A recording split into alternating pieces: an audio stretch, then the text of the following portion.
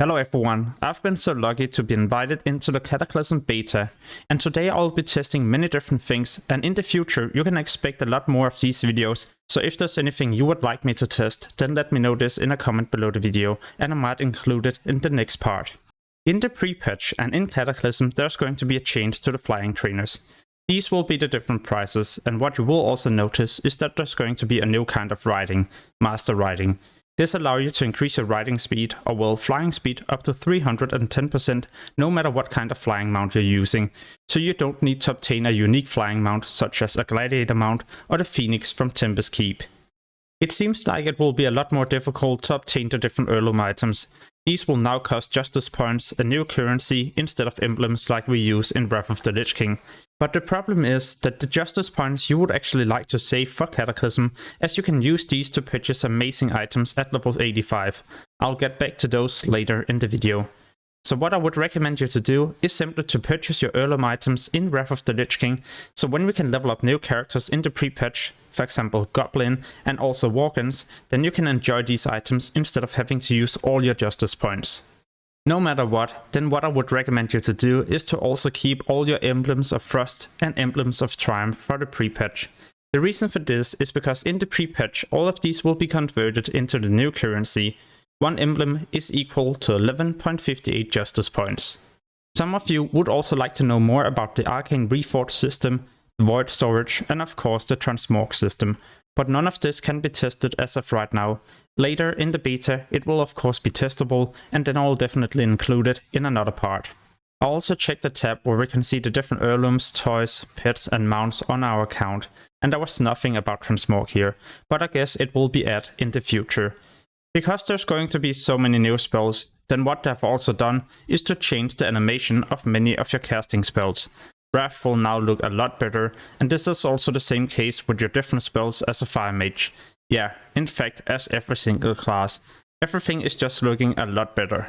When I tested the different characters, I also noticed I was doing a lot more damage compared to original classic, so I guess it will be quite easy to level up your characters in the pre-patch. When you level up your character, you can also go to your spellbook and see what you can learn at your trainer. And many spells can now be learned at low level. You don't have to get to level 30, 40 or 50 before you will get important spells. No, you will actually unlock many important spells even before you reach level 20.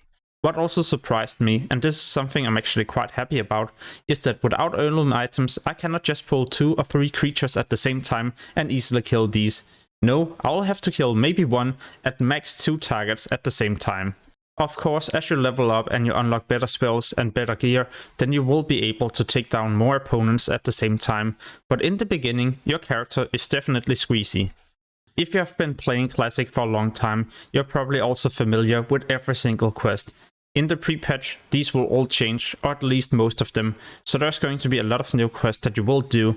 And in my opinion, I feel like they're way better scripted.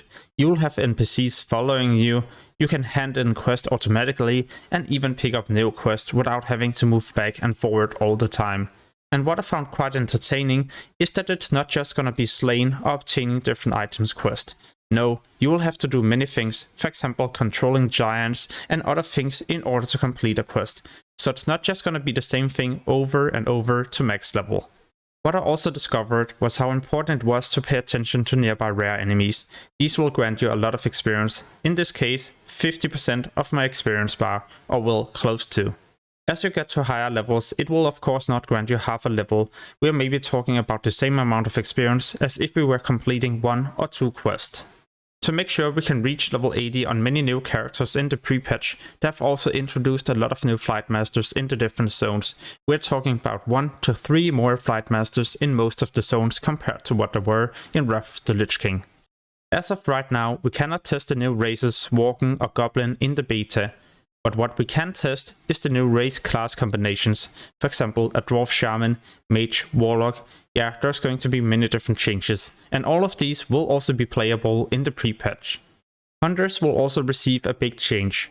You can run and shoot at the exact same time without having to stand still for a short amount of time.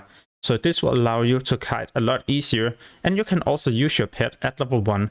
This is going to be a default starter pet, and you will not be able to control it unless you of course attack a target. Then at level 10 you'll unlock different abilities to control your pet a lot easier, for example making it aggressive, passive or defensive. So earlier in the video I talked about justice points, how you could start preparing these and why you should also keep them for Cataclysm. But when I checked the different quartermasters I also noticed a bug. We could purchase different items for way later phases, and these you could even purchase with your justice points. We're talking about items from Firelands, the phase 2 or phase 3 content that will be implemented into the game. And yes, I have of course reported this as a bug, so it can be fixed. But I guess Blizzard already know about this and they just haven't looked into the NPCs. However, a bit later I found the right quartermaster, and this will definitely be the right prices and also the correct NPC that will be available from the launch. The maximum amount of justice points you can prepare is going to be 4,000, enough for you to purchase at least 2 level 85 blue items, and these will have the same amount of item level as you can get in normal heroics. What I was also kinda curious about was the different PvP locations and if we could purchase new PvP items or if there was a change to the different prices. And here everything was completely wrong. It was with the old PvP honor system, and in the pre-patch and in Cataclysm there's going to be a new PvP system where the maximum amount of honor or well PvP points you can obtain is going to be 4,000. So all of this will have to be changed. And one more thing that I need to report. Maybe I'm wrong here and correct me if I am, but I feel like the graphics is way better on the beta compared to for example Wrath of the Lich King. Everything is just looking so much better, from the different buildings, the lightning, the road, yeah even objects. When I got to the building where we can also create our guild, I sadly wasn't able to do this and therefore I also can't test the different perks, but I found yet another bug. The different PvP tabards, at least the one from Stormpike and the Silverwing, is way too expensive, even more honor than we can acquire in Wrath of the Lich King.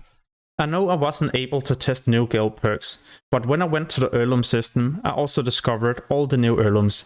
Yeah, we will be able to purchase ourselves the new pair of leggings, the rings and also different cloaks. When the pre-patch goes live, it's going to be a lot more easy to obtain reputation with the different major factions. For example Stormwind. There's going to be a tabard you can purchase, and when you do dungeons as you're leveling up, yeah even lower level dungeons, you'll start gaining reputation every time you kill something. And besides being able to use this reputation to purchase the faction specific mounts, then you can also get yourself 16 slot bags. Sadly, it seems like there's no new changes to the barbershop, so no new faces, hairstyles or hair colors. Everything seems to be the exact same as it is in Wrath of the Lich King right now. I hope you enjoyed this video. If you would like to see a part 2 in the future, then make sure to also subscribe and hit the notification bell so you get notified when I post this. And if there's anything specifically you would like me to test, then make sure to post this in a comment below the video. As always, thank you so much for watching and have an amazing day. Peace!